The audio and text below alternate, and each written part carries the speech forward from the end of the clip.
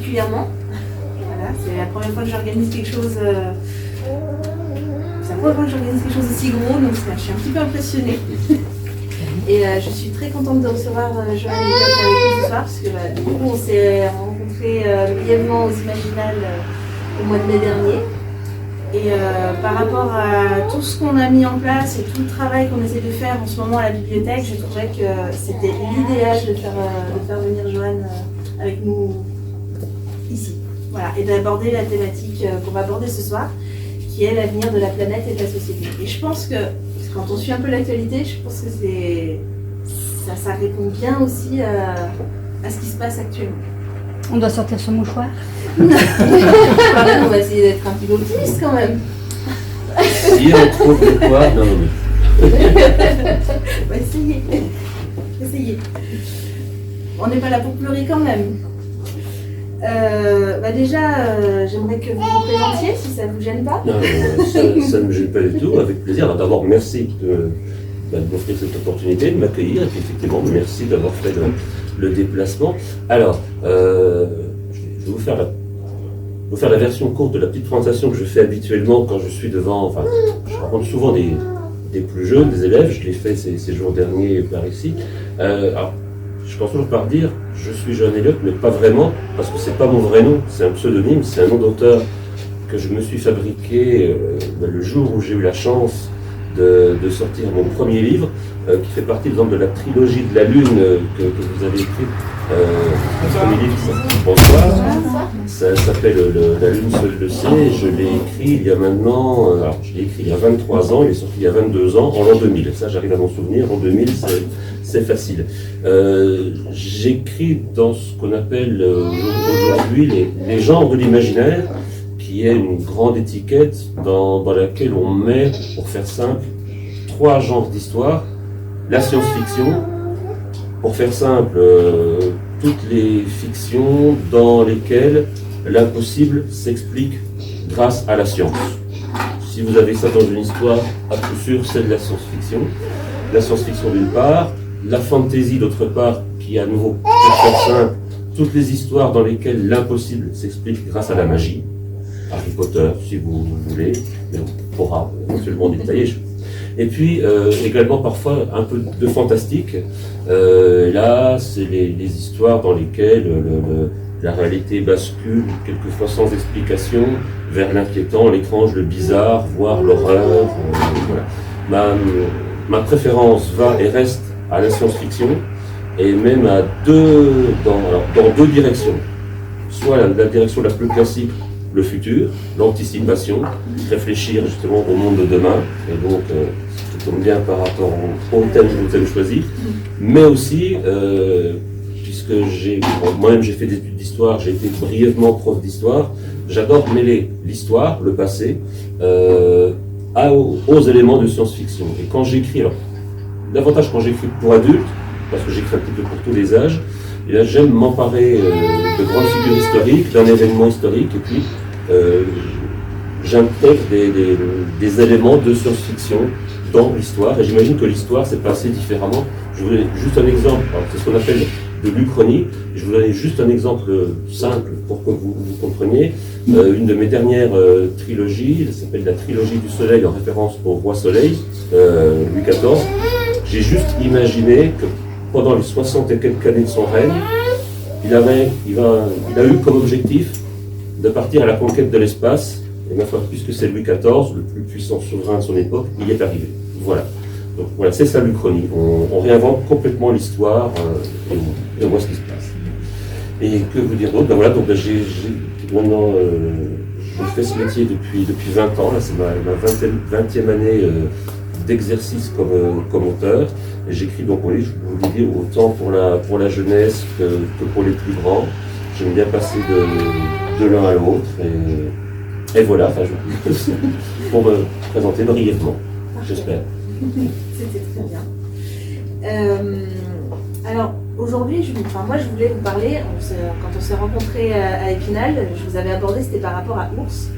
À la bibliothèque, on venait de le rentrer, c'était pour les achats du printemps. Et j'avais eu un coup de cœur déjà, c'est un peu bête, hein, mais c'est vrai que d'appel comme ça, c'était la couve en fait.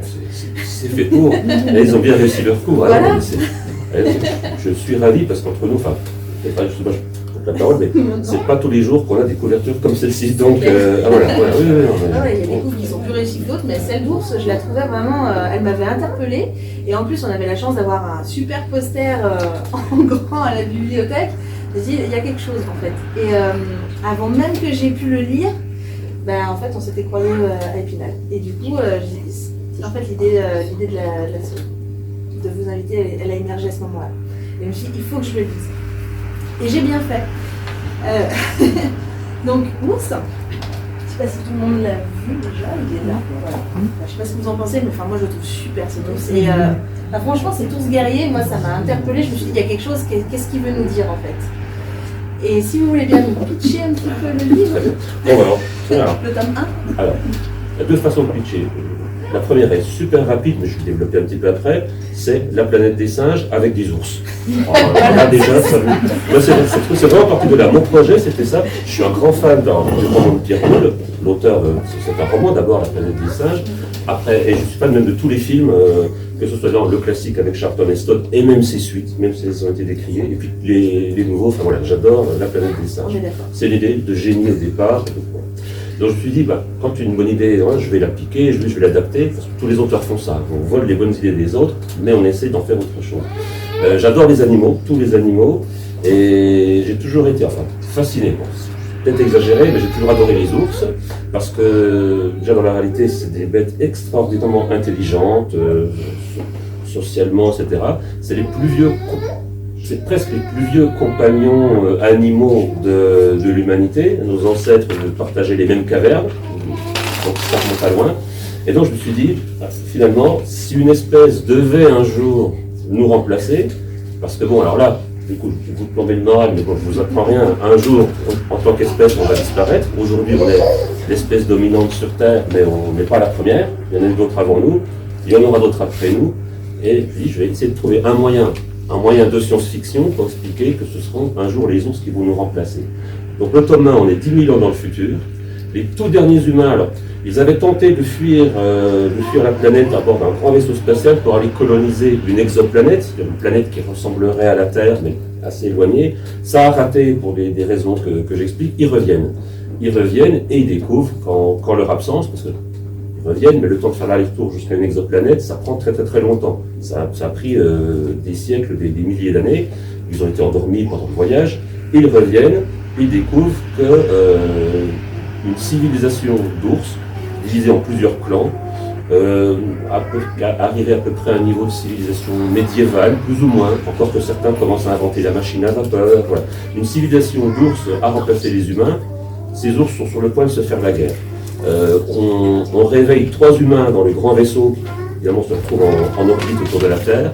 On réveille 3 jeunes humains, un scientifique, un technicien, un pilote de navette et une soldat, pour aller explorer ce monde-là. Et voilà, et ça commence comme ça, leur navette s'écrase, comme dans La planète des singes, et ils se trouvent prisonniers de cette civilisation d'ours, et il faut qu'ils s'en tirent. Voilà. C'est bien ça. Je pense que c'est bien résumé, c'est bien amorcé en tout cas. Alors, moi personnellement, du coup, on va attaquer, j'ai trouvé que ça renvoyait vraiment du coup à la préoccupation actuelle justement alors peut-être plus chez les jeunes, je ne sais pas si c'est plus chez les jeunes ou chez les adultes, mais justement de l'avenir de la planète, parce qu'on a cette idée que les hommes, en fait, on va dire, on a fait ce qu'on sait bien faire, on a dévasté notre planète, on a pollué, on a massacré. Qu'est-ce qu'on a fait? Courage fuyons. Hein, c'est un peu ça. Sauf que le problème, c'est que dans la réalité, alors, en science-fiction, c'est pratique, on trouve les moyens de fuir, voilà. Sauf qu'aujourd'hui, on est incapable de construire un vaisseau pour nous emmener. Voilà, c'est illusoire. Aujourd'hui, on est accroché à cette planète. Comme on est accroché à cette planète, à votre avis, parce que alors moi je me suis posé la question, parce que j'ai lu pas mal de SF, et puis beaucoup de fantaisie, mais là c'est pas le sujet, mais beaucoup de SF, et puis j'en ai vu aussi, comme beaucoup, en film, en série. Est-ce qu'il y a un contre-exemple où on évite la dévastation de la planète? Parce que personnellement, j'en ai pas vu. Dans ce moment, il faudrait que quelqu'un, parce qu'il y a plus de filles, c'est ça? Oui. Là, il faudrait que quelqu'un garde un adulte, parce que là, on va... Ouais, merci. Il faut bien avouer que traditionnellement dans la science-fiction, non, il y a quand même une tradition alors, moi je dirais pas au pessimisme, je dirais à la lucidité. Et souvent les auteurs de science-fiction aiment bien jouer le rôle de lanceur d'alerte, dire attention, on fait n'importe quoi, ça va mal, le futur pourrait être pire. Mais enfin, on peut toujours quand même l'éviter si aujourd'hui on prend les bonnes décisions. Donc on préfère, quand on écrit de la science-fiction, montrer comment ça pourrait devenir pire. Après, il existe quand même des contre-exemples. J'en citais, alors, c'est un livre que j'ai pas encore lu, parce qu'il est sorti tout récemment, le tout dernier roman de Camille Le Boulanger, qui est un excellent jeune auteur, plus jeune que moi, pas si jeune finalement, un excellent jeune auteur qui s'appelle justement Utopia. Donc, il a fait une utopie. Il a voulu se dire justement, on peut faire de la science-fiction positive, donc il a imaginé l'avenir en plus ou moins de l'Europe sous forme d'utopie. C'est un énorme pavé, parce qu'il y a plein de personnages, ça se passe sur le long terme, si j'ai bien compris. Et voilà, donc lui a essayé d'être optimiste. Donc, parfois, il y a comme des collègues qui essayent de montrer.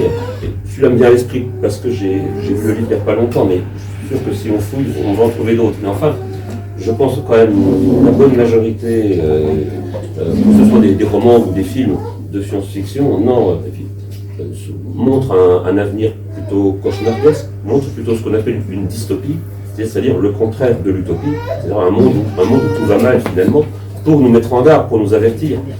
Aujourd'hui, c'est enfin entré dans l'état d'esprit de tout le monde, plus ou moins, que le réchauffement climatique existe, par exemple, qu'il y aura des conséquences. Ça fait 50 ans que des auteurs de science-fiction qui s'informent auprès des scientifiques tirent la sonnette d'alarme à ce sujet. Sauf que ça faisait rigoler tout le monde à l'époque, personne s'en préoccupait. Je cite un exemple. C'est pas un roman, mais un film, Sur les vers, qui est pour moi un chef-d'œuvre, un grand classique, un chef-d'œuvre de la science-fiction, même du cinéma. C'est date du début des années 70, au milieu des années 70, la méthode elle nous montre déjà un monde futur pollué, avec des chaleurs extrêmes, surpeuplé. Enfin, nous montre en fait ce qui est en train d'arriver. Voilà. À l'époque, personne ne croyait qu'un jour ce genre de choses pouvait arriver. Et c'est un film qui met dans l'huile sur plein de choses. Sauf peut-être le fait qu'on n'est pas encore qu'on broie des cadavres pour en faire le fameux soleil vert du titre du film, ce sont des biscuits que les gens mangent pour que ça à manger. Mais enfin, si un jour, c'est la seule chose qui ne s'est pas encore produite finalement dans ce film. Voilà. Mais pour dire qu'effectivement, les auteurs de science-fiction, c'est toujours, avouons-le, c'est toujours plus amusant de décrire des catastrophes, de mettre en scène des catastrophes et de faire réagir des héros, des personnages à des catastrophes. Franchement, c'est toujours plus amusant. Bon, je suis très bavard. Non, pas du tout, c'était beau. Et du coup, pour en revenir à Ours, dans Ours, votre humanité, les hommes que vous décrivez, ils ont été capables d'avancer l'écologie qui est scientifique incroyable. Ils ont été capables de faire ce qu'on ne sait pas faire aujourd'hui nous, c'est-à-dire de construire ce vaisseau mère qui va les emmener, de découvrir déjà cette exoplanète, d'avoir la capacité de construire ce vaisseau mère, et d'avoir la capacité aussi de se cryogéniser pour survivre au voyage. Parce qu'il faut savoir que ça va leur prendre des siècles et des siècles d'atteindre cette planète, alors ça va leur prendre le même temps pour revenir. Voilà, on ne vit pas aussi longtemps, donc il va y trouver une solution. Donc ils ont été capables d'avancer technologique faramineuse, mais ils n'ont pas été fichus de sauver leur planète. C'est marrant ça. Voilà tout le paradoxe. Alors, je ne m'étends pas clairement sur l'effondrement, le cataclysme qu'il y a eu. Là, je laisse un petit peu au lecteur finalement le choix selon peut-être ce qu'il redoute le plus. Voilà. Et je fais exprès, voilà, parce que le sujet, c'est pas la catastrophe, on est longtemps après. Donc, je dirais, chaque lecteur sera libre d'imaginer ce qui s'est passé. Est-ce que c'était une guerre nucléaire? Est-ce que c'était un effondrement climatique? On peut tout imaginer. Voilà, c'est vos choix. Moi, je ne tranche pas, c'est au lecteur de trancher. Effectivement, j'ai emprunté ce truc de la cryogénisation qui existe. Hein, je sais qu'il existe certaines personnes qui se font cryogéniser. J'espère que Walt Disney s'est fait cryogéniser. Je doute enfin qu'on puisse le révéler un jour, cela dit, mais enfin voilà. Mais ça, c'est un vieux truc de la science-fiction, c'est pas moi qui l'ai inventé, loin de là. Effectivement, une des solutions qu'on a trouvées pour résoudre le problème des grandes distances, à la fois physique et temporelle, du voyage dans l'espace, c'est ça, c'est de geler les gens, les mettre en vie suspendue, les congeler et les réveiller une fois qu'ils sont arrivés à destination. Ça, on trouve ça dans plein de récits depuis assez longtemps maintenant. Ouais, on peut inventer deux trucs en science-fiction pour résoudre ça. Donc, soit on cryogénise les gens, soit on invente un procédé qui permet au vaisseau d'aller plus vite à la vitesse de la lumière. Bon, voilà, comme dans Star Wars, si vous voulez, voilà, comme dans la guerre des étoiles. Moi, j'ai pas voulu ça parce que ça ne m'aurait pas arrangé pour mon récit. Voilà, il fallait qu'ils mettent longtemps à aller et revenir, donc voilà. Et du coup, c'est vrai que c'est un constat qui est un petit peu... on s'identifie forcément en tant qu'humain et on se dit, c'est un peu consternant de se dire qu'en fait, on est capable de faire plein de choses, mais alors on n'est pas capable d'éviter une catastrophe, quelle qu'elle soit, finalement. Mais ça, alors ça, finalement, hélas, c'est pas la science-fiction qui l'a inventé, ça suffit d'ouvrir les yeux sur le monde tel qu'il est. Exactement. Tel qu'il a toujours été, ont toujours cohabité au même moment des grands génies capables d'inventer des choses formidables, et dans le même temps, des types, je ne vais pas être moins grossier, mais enfin voilà, d'autres capables des pires horreurs, qui détruisent, voilà. Et ça, je crois que quelles que soient les époques, ça, l'humain ne changera pas. C'est clair. On aura toujours ce paradoxe, ouais. C'est clair. Donc du coup,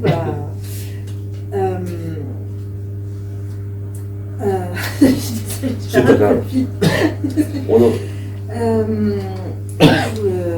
On était au vaisseau, tout, la cryogénisation, tout ça. Et moi, j'ai aussi constaté, quand ils reviennent sur Terre, justement, de cette stupéfaction, de se dire, tiens, ça a survécu. En fait, la planète, elle est toujours là. Mais oui, la nature reprend le dessus. Parce que alors, là, c'est une raison d'être optimiste. Oui. Nous, on disparaîtra un jour, je ne sais pas quand, comment, et personne ne le sait. La planète, elle est tranquille. Bon, elle a encore 4,5 milliards d'années devant elle, grosso modo, jusqu'à ce que le Soleil, en gros, devienne une supernova, machin, et puis nous absorbe, voilà.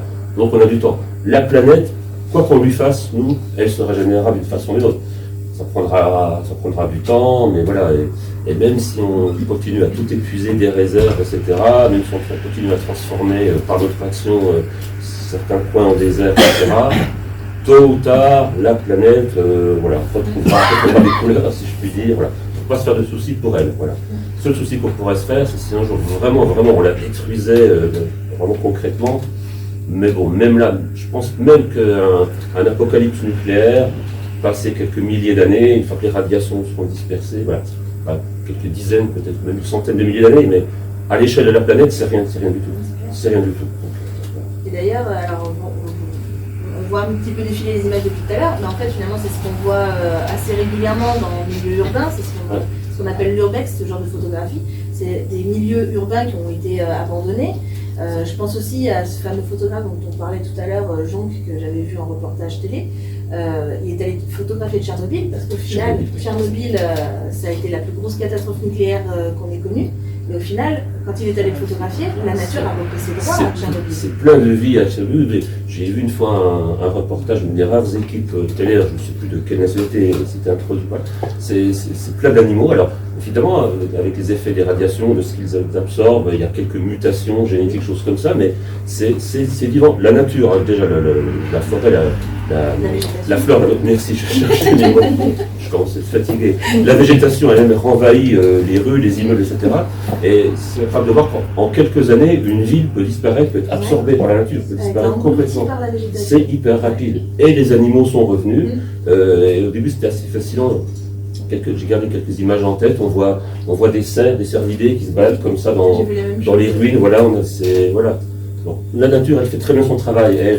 Voilà. Oui. Donc du coup, effectivement, dans Ours, on a ce choix du retour à la nature. Donc c'est quand même optimiste finalement votre vision, c'est que vous avez fait le choix de dire, voilà, quand les hommes reviennent, la nature en a profité pour se réapproprier la planète Terre. Et on a donc ces ours qui ont pris le dessus finalement, qui sont devenus l'espèce dominante sur Terre. Donc les hommes sont partis un petit peu en mode après moi le déluge. Exactement. Et quand ils reviennent, ils vont se dire, est-ce qu'on a un petit coin où on pourrait se caler quelque part? Mais en fait, du coup, ils arrivent un peu au mauvais moment, puisqu'on a ces ours qui se préparent à la guerre, parce qu'ils sont déjà divisés en clans. C'est ce qu'on comprend, que du coup, ces ours, non seulement ils ont eu la capacité de dominer les autres espèces, mais c'est qu'en plus, ils ont eu la capacité de s'organiser en différents clans. Mais après, c'est tout le problème de toutes les civilisations au bout d'un moment. Une fois qu'on quitte l'état de nature, les troupes qu'on troquait, etc., une fois qu'on commence à se diviser en clans, c'est ce qu'a connu l'espèce humaine, et je pense que c'est ce que toute espèce intelligente, je mets des guillemets, devenant intelligente connaîtra. Et une fois qu'on commence à diviser un territoire en différents clans, il ne faut pas très longtemps avant que les clans se fassent concurrence, et de la concurrence passe à la bagarre, passe à la guerre. Alors là, j'ai imaginé il y a une sorte de pénurie alimentaire, il n'y a plus assez de saumon sur leur territoire. Le saumon reste la base de leur alimentation, il n'y a plus assez, donc ils s'appellent. Enfin, on découvre qu'il y a un des clans qui met un petit peu la patte, du coup, si je puis dire, voilà, quand même sur les saumons pour eux. Donc un réflexe un petit peu humain d'accaparement des ressources. Finalement, ils reproduisent les travers humains. Moi, je leur ai trouvé un caractère très humain, parce que déjà, il y a cette capacité, comme on l'a dit, à faire former des clans, et puis à essayer de dominer les autres clans. Et en plus, j'ai trouvé ce clin d'œil, alors je ne sais pas si c'était volontaire ou pas, mais justement ce clan dominant sur les autres, le clan des ours blancs. Oui. Je trouvais que c'était un sacré clin d'œil à cette domination peut-être chez nous de la race blanche sur les autres. Alors, peut-être, c'était volontaire ou pas. Je vais être honnête, c'était pas volontaire, enfin c'était pas conscient, c'était peut-être inconscient, mais c'était pas conscient au départ. Je me suis disais, je voulais que ce soit ceux qui dominent, je voulais que ce soit simplement, comme dans la réalité, les meilleurs chasseurs, les plus costauds, parce que c'est la caste de guerriers. Et il se trouve que déjà dans la réalité, l'ours blanc, c'est l'ours le plus impressionnant physiquement, et c'est celui qui est sans doute le meilleur chasseur, le plus grand prédateur de toutes les espèces d'ours. Il y a 5 ou 6 espèces d'ours différentes, sauf que c'est déjà l'ours blanc. Et je me suis rendu compte, honnêtement en cours d'écriture, j'ai dit en plus, bon sang, voilà, si on joue sur le symbole, bien voilà, c'est le blanc, bon ben voilà, qui colonise, qui s'accapare, enfin, comme on l'a fait avec pas mal d'autres peuples. Voilà. Mais c'était pas, effectivement, je suis perçu en cours d'écriture que ça fonctionnait aussi de manière symbolique. Puis en plus, le symbole est fort, parce que c'est le blanc des purs. C'est fort. Et ils se considèrent comme les purs, parce qu'ils sont blancs, ils ont le pelage blanc. Voilà. D'autres, il y a les ours bruns, les ours noirs, il y a les ours à lunettes, alors ils ont un pelage avec quelques marques blanches. Il y a des ours à collier qui ont également des marques blanches. Eux, c'est des mélanges, c'est des hybrides, c'est une sorte de bâtard pour les. Mais les purs se vivent comme les purs. D'abord, c'est les plus grands, c'est les plus costauds, et ils sont tout blancs, ils sont purs. Ils vivent d'ailleurs dans les sommets, là où il y a de la neige, là où il y a quelques lacs. Voilà. Et donc en plus, symboliquement, ils vivent au sommet, dominent les autres. Voilà. Mais ça ne va pas durer, il va arriver des bricoles. Voilà. Alors du coup, sans spoiler la fin du premier tome, c'est super intéressant de le lire, on ne va pas vous raconter la fin, mais juste, en fait, l'homme, il arrive, puis en fait, on a l'impression qu'il s'aime un peu la zizanie quand il revient finalement. Ah, eh ben, du coup, oui, parce que du point de vue des ours sur lesquels ils tombent au début, c'est qu'est-ce que c'est que ces créatures? C'est bizarre, ils les appellent les sans-poils, ils essaient de retrouver les noms, ils ne savent pas ce que c'est. Ils sont petits, ils n'ont pas de poils, c'est bizarre. Et effectivement, ça crée une sacrée surprise. Et oui, finalement, on arrive à une sacrée zizanie, puisque, non seulement ils tombent au mauvais moment, la tension est au maximum, les clans s'apprêtent à entrer en guerre. Et voilà, ces espèces de. Alors, pour certains, c'est des démons sans poils tombés du ciel. Voilà, parce que les ours ont remis ont réinventé une sorte de religion. Ils vénèrent une grande mère, la grande ours dans les étoiles. Ils ont un ours père, une sorte de guerrier. Là, j'imagine que ce sera un petit peu Odin, par exemple, pour eux. Voilà. Et alors, qu'est-ce que c'est que ces sans-poils? Est-ce qu'ils sont envoyés par ces dieux? Qu'est-ce qu'ils viennent faire? Et voilà, donc, tous les ours qu'ils rencontrent s'inquiètent finalement.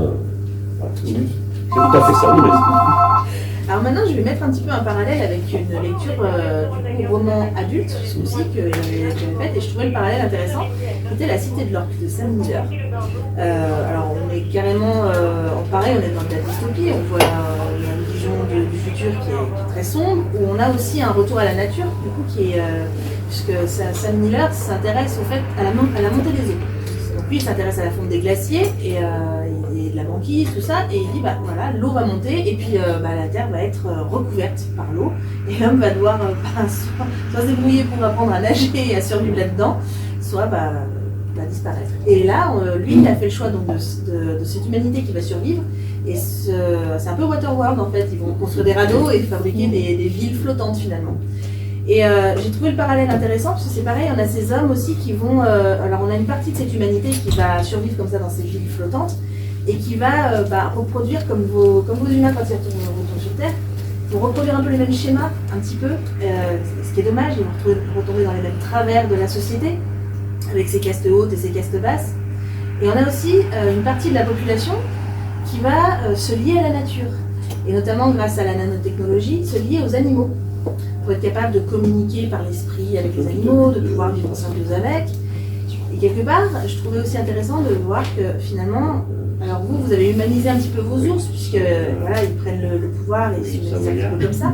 Et là, en fait, c'est pas que les animaux sont humanisés, c'est qu'en fait, on a l'impression que l'homme ne peut pas s'empêcher de redominer une fois la nature. Parce que, même si pour lui, pour ce peuple en l'occurrence, c'est s'unir pour mieux survivre et mieux s'entendre, finalement c'est quelque part un petit peu maîtriser, mettre la main basse sur les animaux et puis les forcer à faire ce qu'on a envie qu'ils fassent. Ça se alors, c'est une question, je n'ai pas la réponse, mais si on ne porte pas en nous, c'est pas un atavisme, c'est pas même une forme de transmission génétique au niveau de l'espèce humaine, cette tendance à la domination, quoi qu'il en soit, à la domination, à l'exploitation, quel que soit le nom qu'on veuille lui donner. Personnel, voilà, je n'ai pas la réponse, mais je suis assez persuadé qu'on a vraiment ça en nous en tant qu'espèce. Évidemment, en tant qu'individu, c'est différent, heureusement, mais en tant qu'espèce, parce que c'est une des leçons de l'histoire, de toute façon. Donc, tout à fait. Et donc, du coup, après, oui, comme je vous disais, dans Ours, j'ai l'impression que les hommes qui reviennent, on les voit un peu comme. C'est peut-être un petit peu tordu ce que je vais dire, je les vois un peu comme des lourdeaux, en fait, quand ils arrivent avec leurs gros sabots. Mais... Parce qu'ils savent pas trop où ils mettent les pieds, et puis ils ont un petit bobo, ils ont la machine qui va bien pour réparer, ils ont peur, ils sortent la grosse machine qui détruit tout. Alors, même si au début j'ai fait exprès de faire s'écraser leur navette pour qu'ils aient plus trop de moyens à disposition, parce que je me suis dit, s'ils avaient toujours leur super technologie à disposition, l'histoire elle serait vite réglée, parce qu'ils ont quand même un énorme vaisseau avec des lasers, etc. à leur disposition. Pour mettre fin à la guerre des ours, ça aurait été réglé en 2 secondes. Voilà. Donc c'est pour ça que je les ai coupés. Mais je leur ai conservé un petit peu de matériel, mais c'est une bonne vision, c'est pas faux. Ils sont habitués à cette super technologie. J'ai inventé, par exemple, ils ont un Medicaid, donc une sorte de kit médical. Donc dès qu'ils sont blessés, ils s'injectent des nanorobots, des petits robots qui vont les réparer de l'intérieur. Donc finalement, être blessé gravement, c'est pas un souci pour eux. Sauf que Medicaid, ils en ont qu'un. Donc là, s'ils le perdent, ça va mal. Ils ont pu sauver également une super arme, une sorte de fusil électrique, etc. Donc, avec beaucoup d'énergie. Donc, finalement, affronter des ours guerriers avec des épées, ça ne leur fait pas peur. Jusqu'au jour où ils n'ont plus cette arme à leur disposition. Voilà. Donc, effectivement, ils sont ultra dépendants de la technologie, comme on peut le devenir nous-mêmes pour beaucoup de choses. Et ils se rendent compte que, une fois que cette technologie, qu'ils n'ont plus sous la main, qu'ils la perdent, peu importe, et qu'ils se retrouvent de pauvres petits humains face à ces bêtes énormes, alors, dont les ours guerriers, les ours géants, les grizzlies ou les Kodiaks, qui font 3 à 4 mètres de haut, voilà, là, effectivement, face à cette force sauvage, il n'y a plus personne, voilà. Et du coup, ça va faire le lien avec cette technologie vers votre deuxième roman que j'ai beaucoup apprécié, vers un ailleurs meilleur.